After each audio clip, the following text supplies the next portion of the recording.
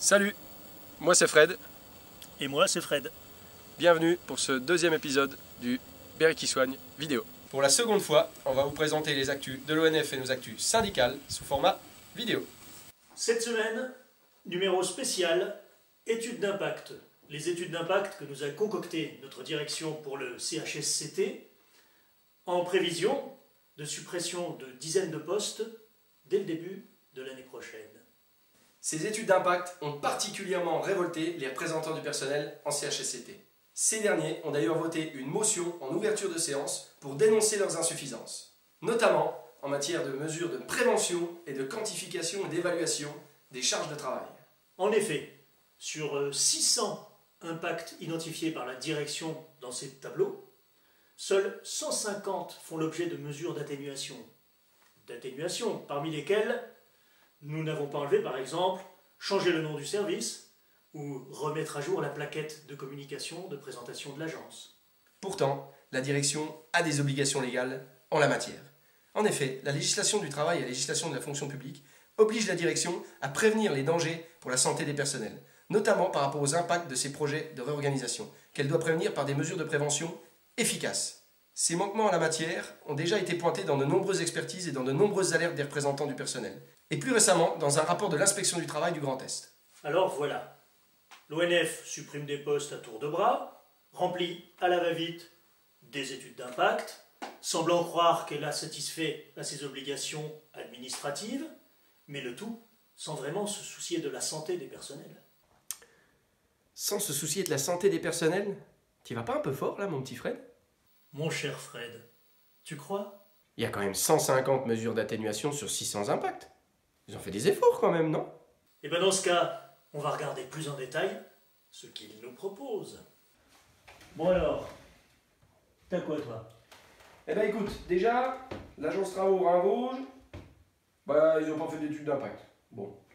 L'agence Études, ils n'en ont pas fait non plus, alors qu'ils suppriment 2 postes. C'est un peu embêtant quand même. La directrice actuelle, elle a siégé en CHS avant. Elle s'embête même pas à... Ouais, ça lui a pas profité. Et toi alors? T'as quoi? Ah bah là je crois que j'ai quand même une mention spéciale. Dans les Ardennes, figure-toi qu'il y a une unité sur laquelle on supprime un poste et où on affirme que la charge de travail restera équivalente, mais c'est moyennant une petite pirouette. À savoir, on va transférer en gestion une forêt communale sur l'unité voisine, sur laquelle a été reconnu par l'inspection du travail un risque grave pour la santé des personnels. Non mais là... Ah tiens! En Meurthe-et-Moselle. Ah alors ça c'est pas mal. Pour compenser l'augmentation des déplacements dans le cadre des suppressions de postes, eh ben, ils proposent de réévaluer les indemnités kilométriques. Oh, ça c'est bien ça. Et puis ils proposent de favoriser les réunions en audioconférence aussi. Bah oui, forcément quand on habite plus loin. Ouais. Puis ça c'est vrai qu'avec le Covid, maintenant on est habitué. Ah, puis alors là, j'ai le bouquet final. En mesure de prévention, ils proposent le changement du nom des UT. Après qu'il y en ait qui aient été supprimés. Là franchement... Ah bah, là je crois que j'ai l'étude d'impact la plus inadmissible dont on puisse cauchemarder. Le torchon d'honneur est attribué à... La Haute-Marne. Alors, principalement pour l'étude d'impact sur la suppression d'un poste d'administrative au service bois, et avec des mentions non seulement ubuesques sur le fond, mais sur la forme. Alors on a relu plusieurs fois, et on constate qu'il nous indique un impact du scénario de réorganisation à fin 2015, que le nombre de postes au 31/12/2012 est de 8, que les postes supprimés sont de 1, ça on ne sait pas quand, et que le nombre de postes au 31/12/2016 est de 8. Alors il semblerait qu'il y ait un problème en Haute-Marne, non? Je crois que les dates et les maths, ça doit pas vraiment être trop leur fort. Ni les impacts et la prévention. Bon Fred, t'as raison. Non seulement ils se foutent de la gueule des personnels, mais en plus ils se foutent de leur santé. Tu vois, je te l'avais dit. Les agents doivent toujours croire les chefs de service.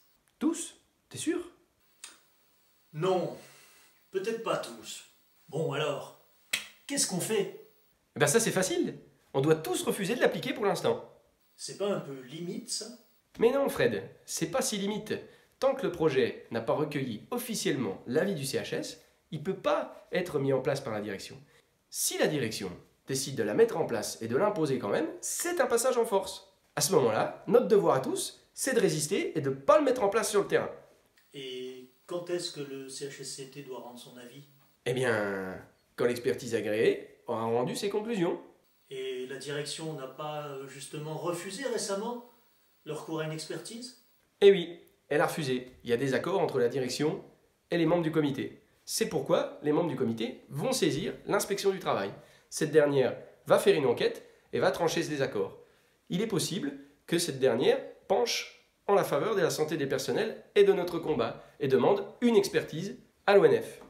Eh ben c'est pas près d'être fini alors. Eh bien non, ça ne fait que commencer.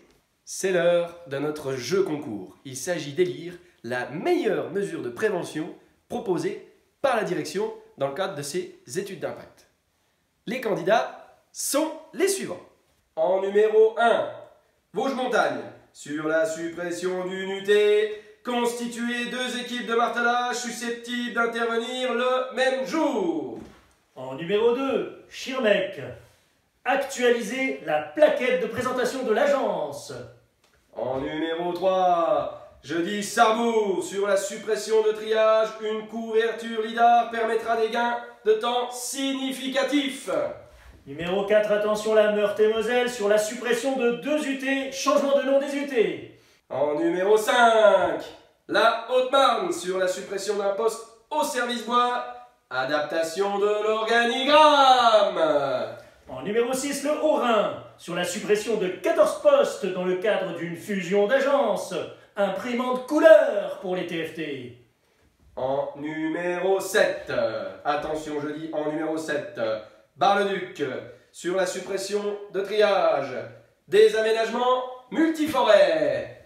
En numéro 8, les Ardennes, sur la suppression de triage, transférer une forêt communale vers l'UT voisine. Et enfin, en numéro 9, Vosges-Ouest, après la fusion de 2 UT pour supprimer un poste de rute, création d'une devise et d'un blason pour la nouvelle UT. Eh bien, vous pouvez envoyer votre mesure préférée à l'adresse mail dans la description et vous aurez les résultats de ce grand jeu concours la semaine prochaine. Avec un abonnement offert au Béret qui soigne. Pour le gagnant. Surtout, ne partez pas tout de suite après la fin de notre présentation si vous voulez profiter d'un petit bonus. Ou plus exactement, d'un petit bonus. Évidemment, on vous recommande de vous abonner et on vous dit à la semaine prochaine. C'était Fred. Et Fred. Bonjour, c'est José Garcimol, le célèbre magicien.